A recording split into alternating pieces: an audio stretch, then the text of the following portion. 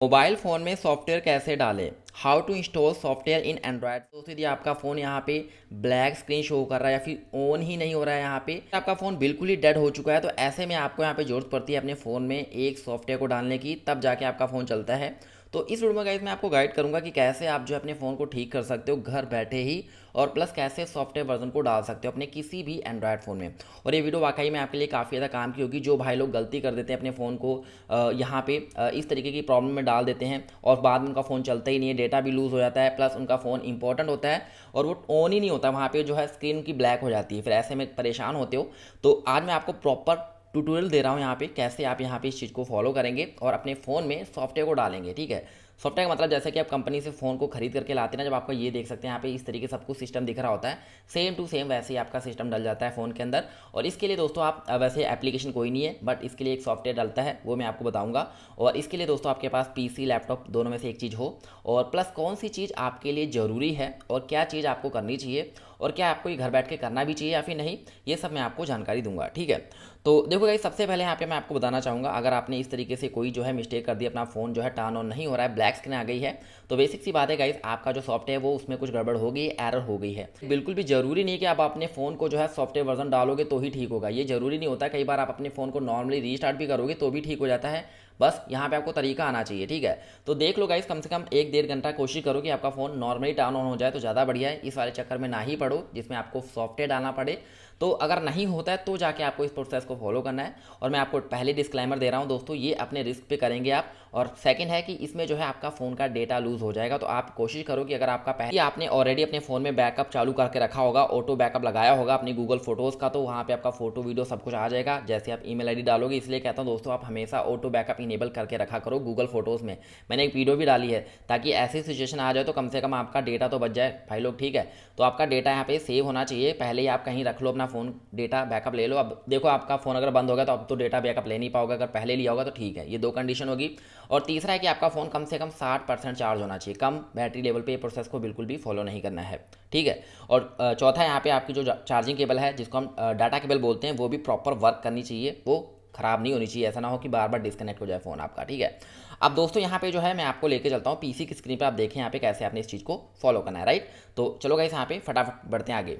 यहाँ पे ना मैं आपको इन्फॉर्म करना चाहता हूँ गाइस, ये प्रोसेस जो है ना बहुत ही दिमाग लगाना पड़ता है। अगर आप सोचते हैं ना कि भाई बहुत ही जल्दी आसान तरीके से मैं कर लूँगा इस प्रोसेस को, तो ये ऐसा बिल्कुल भी नहीं है, बड़ा कॉम्प्लिकेट होता है। इसके अंदर आपको दिमाग बहुत लगाना है, एक एक चीज़ का ध्यान रखना है। तो यहाँ पे आप प्रॉपर देखें मैं क्या चीज़ करने जा रहा हूँ। ठीक है, इस तरीके से मैं थोड़ा सा आपको जूम आउट करके दिखाता हूँ।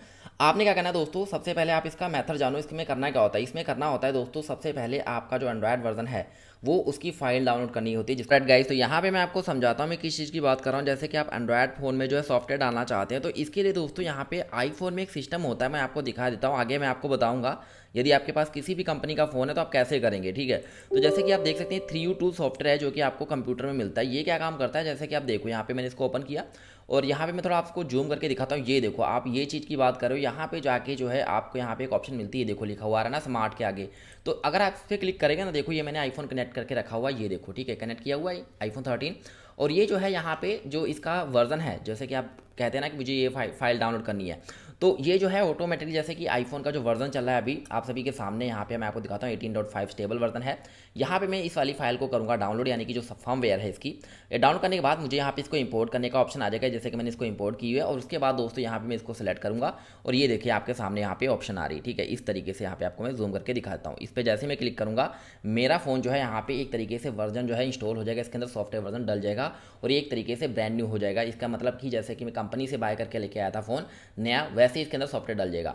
बट गाइस ये चीज़ क्या है, ये आईफोन में बहुत ही आसान है, जिसको हम डाउनग्रेड प्रोसेस बोलते हैं, या फिर कहने की अपडेट को इंस्टॉल करना है, फिर प्रॉब्लम को ठीक करना। तो सबसे पहले आपका जो एंड्रॉयड वर्जन है वो उसकी फाइल डाउनलोड करनी होती है, जिसको हम फर्मवेयर फाइल बोलते हैं। अब आपको क्या करना है, अपने फ़ोन का एंड्रॉयड वर्जन अगर नहीं पता होगा तो ये थोड़ा सा मुश्किल होगा, बट अगर आपको पता है कि एंड्रॉयड 14 है या फिर 13 है फिर 12 है 10 है तो ज़्यादा बढ़िया रहेगा। ठीक है, एंड्रॉयड वर्जन आपको याद होना चाहिए अपने फ़ोन का।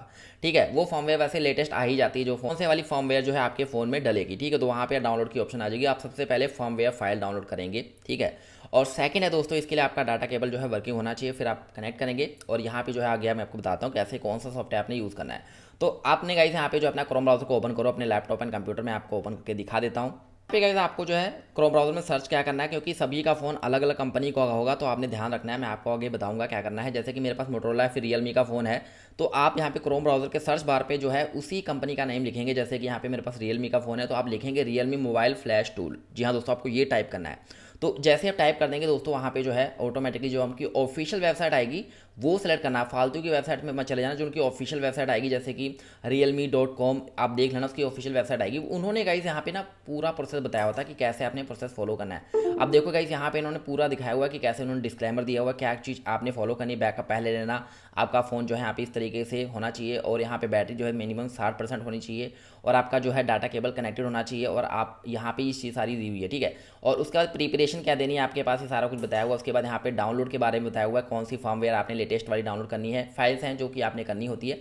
और उसके बाद दोस्तों ये प्रोसेस सारा इन्होंने डिटेल में दिया होगा। अगर आप 5-10 मिनट लगा के रीड करेंगे ना, सारा कुछ इन्होंने बताया हुआ कैसे क्या करना है। बहुत ही आसान है, आप इजीली जो है अपने फ़ोन को यहाँ पे इस चीज़ को कर सकते हो, ठीक है।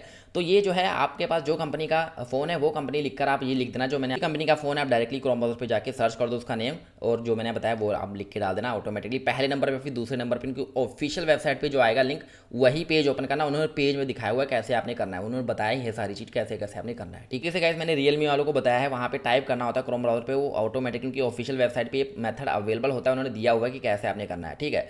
अब ध्यान से समझो दोस्तों, ये चीज़ क्या है मैं आपको बताना चाहता हूँ दोस्तों। ये बेसिकली तब यूज़ करी जाती है जब आपका फ़ोन बिल्कुल ही डेड हो चुका हो, ऑन ही ना हो, ठीक है।